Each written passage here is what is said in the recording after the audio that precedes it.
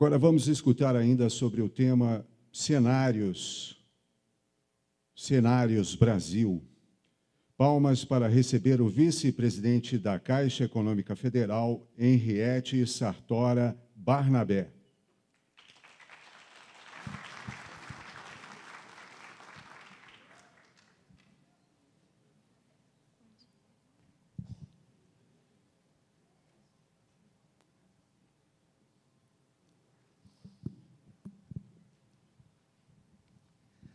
Bom dia a todos. É uma honra para a Caixa estar aqui nessa comemoração, né, do jubileu dos corretores de imóveis. Sem vocês, nós não teríamos números tão grandiosos, né? Sou vice-presidente de habitação da Caixa, a primeira mulher a sentar nessa cadeira. Tenho aqui visto aqui no auditório muitas mulheres corretoras. Então, parabéns aí a todos, especialmente as mulheres.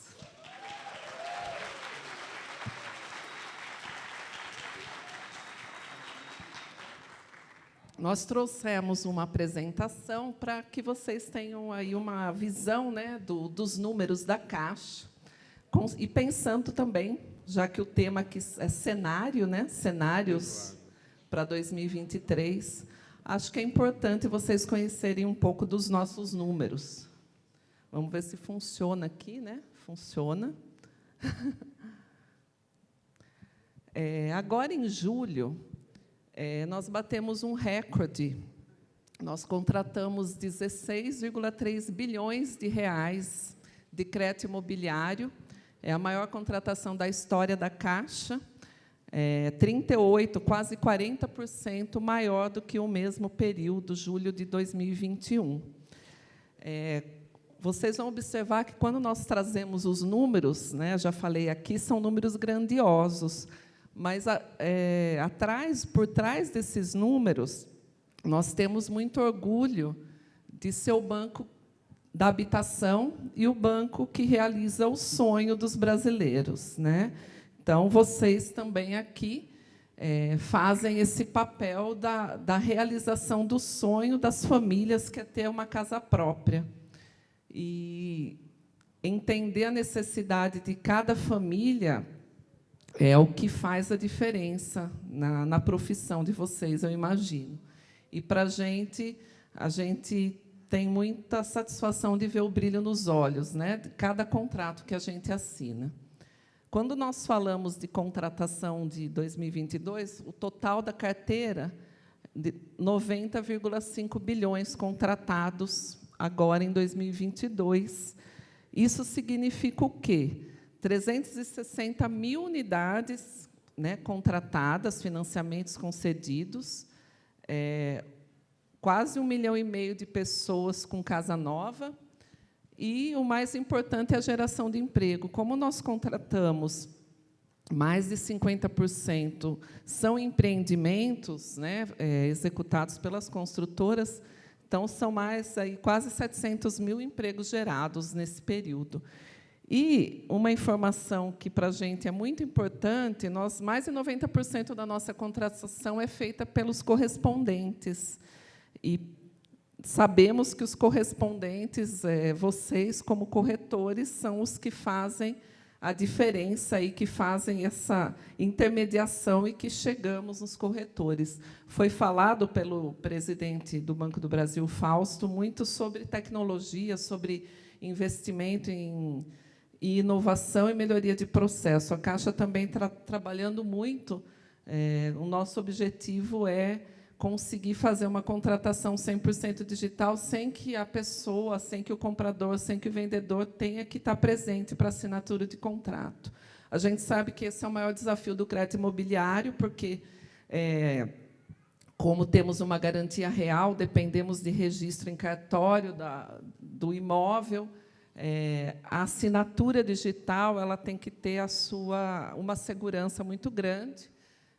E aí esse é o nosso desafio que a gente vem trabalhando no momento. Aqui, falar um pouquinho de habitação popular. A Caixa ela praticamente opera, é o único banco, né, 99,9% do crédito de habitação popular, que é o programa Casa Verde e Amarela, é executado pela Caixa. Nós estamos falando de crédito para famílias com renda de até R$ 8.000. A grande parte desse crédito tem subsídio, e a taxa de juros ela é estabelecida pelo Conselho Curador. Nós estamos falando de recursos do FGTS. Esse ano, a gente tem um volume contratado até julho mais de 7% acima do ano passado. Temos o objetivo de contratar 68 bilhões de reais aí em 2022, um crescimento em relação ao ano anterior. É um compromisso da Caixa em fazer, falando de cenários, né? A Caixa ela não tira o pé, né, do acelerador no crédito imobiliário, e a gente sabe a nossa responsabilidade enquanto banco público, e a gente vem observando, muitas vezes os bancos privados eles colocam o pé no freio nesse momento de Selic alta. Tem outros ativos mais interessantes para os bancos ganharem mais dinheiro, e a Caixa é o banco aí com quase 70% do market share do mercado, e, como banco público, tem essa responsabilidade, inclusive, de uma política anticíclica. Nós sabemos o quanto a construção civil gera de emprego no país, não podemos pensar só nos nossos lucros, precisamos entender qual a relevância desse mercado para o cenário do país.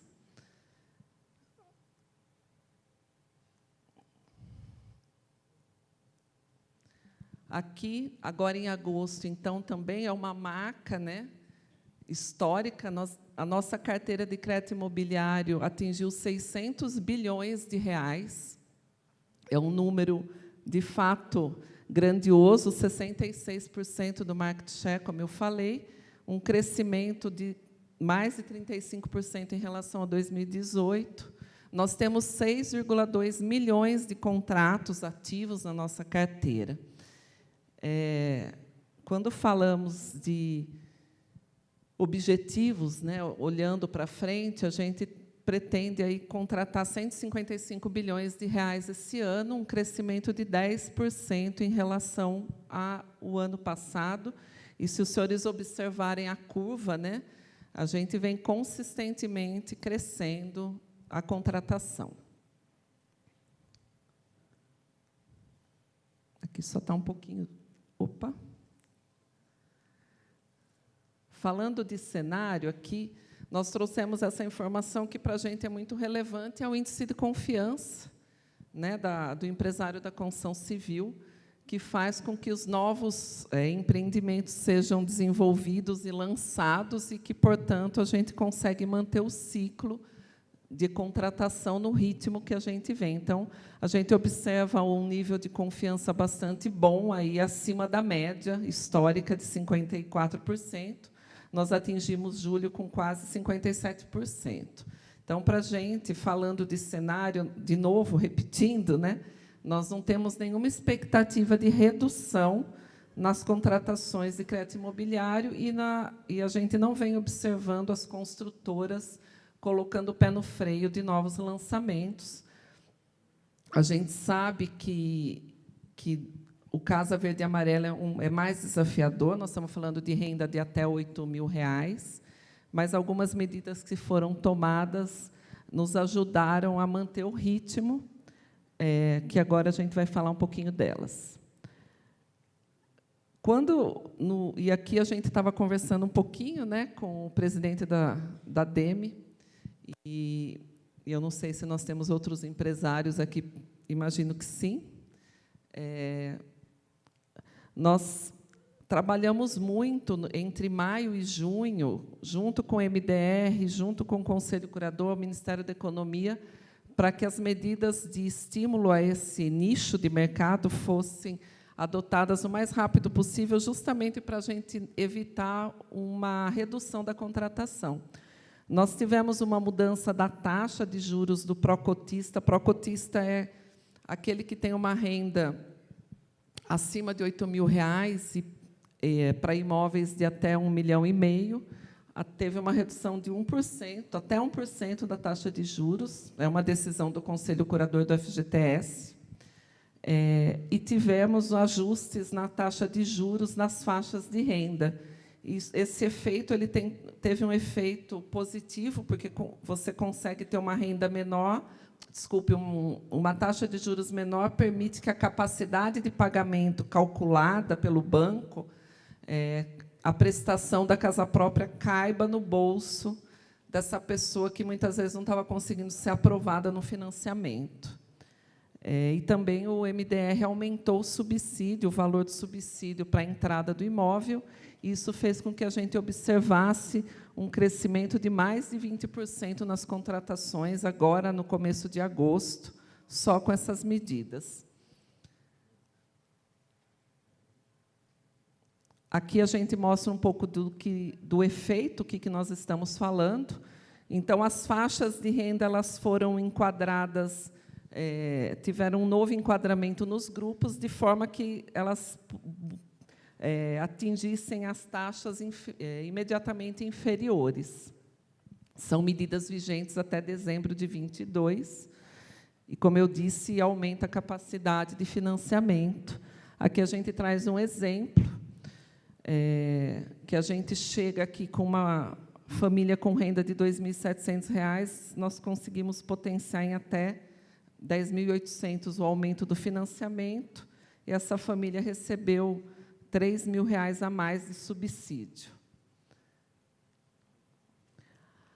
Tem duas outras medidas que estão em andamento e que a gente acredita que vai ajudar ainda mais para estimular essas contratações. Nós estamos falando a primeira é a possibilidade de uso futuro do FGTS, depósitos futuros. É uma quebra de paradigma. Até hoje, a gente não teve nenhuma medida do FGTS que utilizasse o depósito futuro. Todas as medidas são com base no saldo existente da conta do trabalhador. E o que a gente avalia aqui, e nós estamos debatendo muito com o MDR e Conselho Curador, porque precisam ser medidas sustentáveis, tem que ser bom para o setor, bom para a economia, mas também tem que garantir a sustentabilidade do FGTS. Então, tem todo um cuidado nessas regras. A primeira depende ainda do Conselho Curador, então, o Conselho Curador vai definir até que renda vai poder usar esse depósito futuro, que tipo de imóvel e alguns outros detalhes.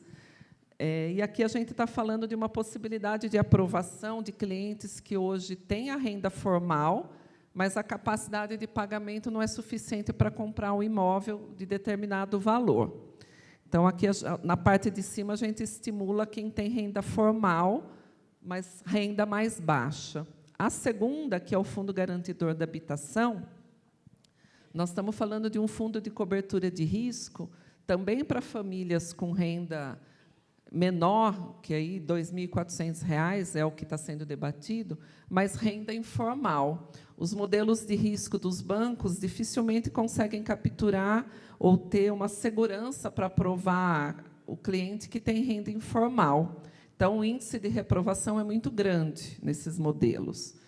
Com o fundo garantidor, onde o banco vai ter uma garantia e não vai assumir sozinho esse risco de crédito, é possível que a gente consiga ter uma aprovação maior desses clientes. Aqui nós dependemos, nós já temos um estatuto que precisa ser ajustado do fundo garantidor, é o FGAB, é um fundo já existente, mas que não previa a cobertura de risco, é uma medida provisória que foi aprovada recentemente.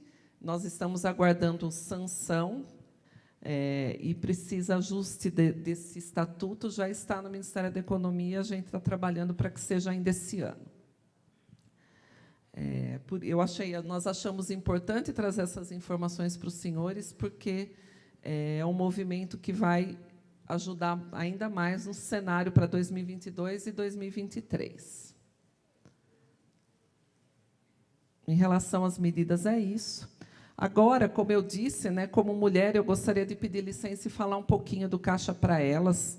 É um público presente aqui, pode, sim, é um público formador de opinião, e eu acho que a gente precisa enfrentar algumas questões do Brasil, especialmente de violência contra a mulher, violência doméstica, e a Caixa tem um programa com a nossa presidente, que assumiu recentemente, a Daniela Marques. Ela trouxe essa proposta e nós temos muito orgulho de falar dela. Então, eu peço licença agora aqui para falar um pouquinho do Caixa para Elas.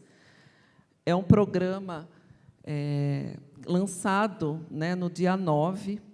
Ele tem 3 pilares. Nós temos mais de 800 unidades com espaço exclusivo para a mulher, com o objetivo de estimular o empreendedorismo, a autonomia feminina, a geração de renda, portanto. E a gente não pode deixar de falar aqui que a moradia digna, né, ter um imóvel para abrigar a família, eu imagino que seja o sonho de toda mulher. Então, por meio do empreendedorismo, é possível que as mulheres consigam ter renda suficiente para a aquisição de um imóvel. Nós temos, acho que um número que não está aqui na apresentação, mas que é importante, praticamente 50% dos nossos contratos de crédito imobiliário, nós temos a mulher como titular do contrato, o primeiro titular. Quando nós olhamos para Norte e Nordeste, esse número é interessante porque é maior ainda. Em Alagoas, se não me engano, mais de 70% dos contratos são assinados com mulheres. Temos, além dessas 800 unidades, até o final do mês serão 1.000, 2 agências Barco, né? A Caixa tem um orgulho de... eu sei que é um pouco fora aqui da região do Distrito Federal, mas é interessante, acho que todos saberem. Nós temos a agência Barco Chico Mendes, que fica no Amazonas, circulando nos rios, atendendo a população ribeirinha. E tem o Barco Ilha do Marajó, que fica circulando nos rios do Pará, com atendimento a essa população e agora com espaço exclusivo para as mulheres. E 4 caminhões que circulam o país também em rotas específicas. O que é o Caixa para Elas, né? Tem 3 pilares: o da prevenção, o da promoção do empreendedorismo e produtos. Aqui, nossa base de clientes, 51% da base de clientes são mulheres, 44,7% dos empregados da Caixa são mulheres. E, como eu falei, né, 43,5% de clientes de habitação são mulheres. A gente traz um número triste, que é o que nos impulsionou a lançar esse projeto. Né, a cada 10 minutos, nós temos uma menina ou uma mulher sendo estuprada no país. A cada 1 hora, nós temos 30 mulheres sofrendo agressão física. E, a cada 24 horas, 3 mulheres são assassinadas, vítimas de feminicídio. Nós acreditamos que, com o apoio ao empreendedorismo, a possibilidade das mulheres gerarem uma renda, terem uma renda, elas podem sair dessa situação vulnerável, que é a dependência financeira do agressor. Muitas vezes, ela se submete à situação de agressão por total dependência. Então, por meio do empreendedorismo e com produtos específicos que a Caixa disponibilizou já para as mulheres, e a orientação, né, porque é um trabalho muito de orientação, com parceria ao SEBRAE.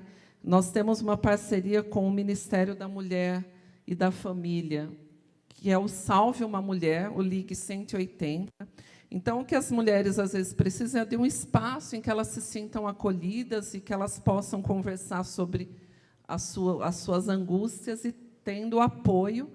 E isso gera negócio. Nós estamos falando de fomentar a economia. O empreendedorismo representa aí mais de 30% da renda do país. Microempreendedorismo, né? E é isso. A parte do empreendedorismo, como eu falei, a Caixa pretende orientar sobre a formalização. Então, aquela pessoa que, às vezes, faz um artesanato, faz uma marmita, tem uma habilidade em sobremesas, por exemplo, ela pode se tornar um microempreendedor. Então, com orientações específicas de educação financeira, nós acreditamos estar ajudando aí nessa sementinha, plantando a semente. E, por fim, desculpe aqui, os produtos, né, são produtos exclusivos para as mulheres com condições diferenciadas que podem, muitas vezes, gerar a compra de uma matéria-prima ou compra de uma mercadoria para comercialização. E tendo, às vezes, a mulher também procura muito a Caixa preocupada com os filhos, né, querendo deixar um futuro melhor para os filhos. Temos produtos de previdência, produtos de seguro e até mesmo consórcio, inclusive consórcio imobiliário. O assunto aqui pode não parecer muito afeto à comemoração, mas eu, como mulher, né, e como vice-presidente da Caixa de Habitação, para todos os lugares por onde eu tenho ido, tenho falado desse tema. Acho que, olhando bem aqui a plateia, posso estar enganada, mas me parece que a maioria é mulher. Então, eu acho que cada um de nós temos essa responsabilidade de mudar a realidade desse país, né? Então, agradeço a oportunidade, parabenizo a todos os corretores, é realmente uma profissão muito relevante. A Caixa agradece demais o trabalho de vocês. Acho que esses números, né, que nós trouxemos, 600 bilhões de carteira, não seria possível sem corretor, porque não importa se é um imóvel usado, se é um imóvel novo, se é um empreendimento imobiliário, sempre vai ter um corretor ofertando esses produtos e, portanto, gerando um financiamento. Obrigada pela oportunidade, parabéns mais uma vez. Pedimos a permanência no palco da senhora Henriette Sartori, porque, neste momento, chamamos ao palco o presidente do CRES-DF, Leonardo Araújo dos Santos Cardoso, para entregar à vice-presidente da Caixa Econômica o troféu Jubileu de Diamante, pelos relevantes serviços prestados pela Caixa Econômica Federal ao CRES-DF e ao mercado imobiliário.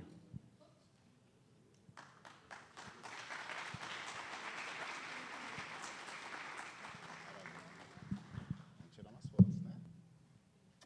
Tirar umas fotos aqui. Vira. Acho que eu seguro o microfone. Por favor. É uma honra estar aqui com a senhora.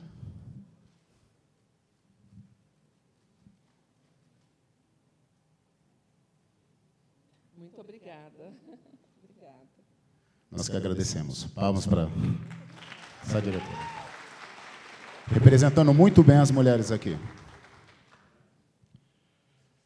Neste momento, assistiremos o vídeo episódio 1, série 60, Jornada do Corretor.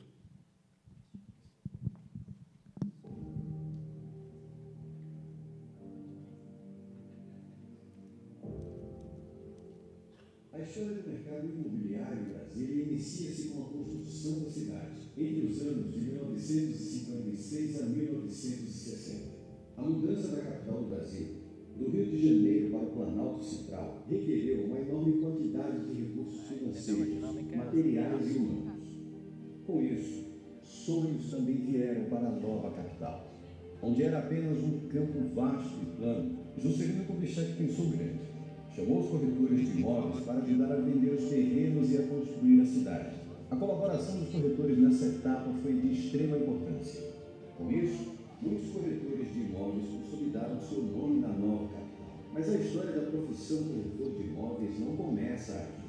O início da profissão teve origem com a chegada da corte portuguesa, em 1808. Os aristocratas portugueses que acompanharam o rei Dom João VI moravam nas residências, mas depois de desapropriadas eram distribuídas aos cortesãos. Então, para a realização deste serviço, eram designadas pessoas para amenizar o impacto social da decisão real. Assim, surgiram os primeiros corretores de imóveis no Brasil.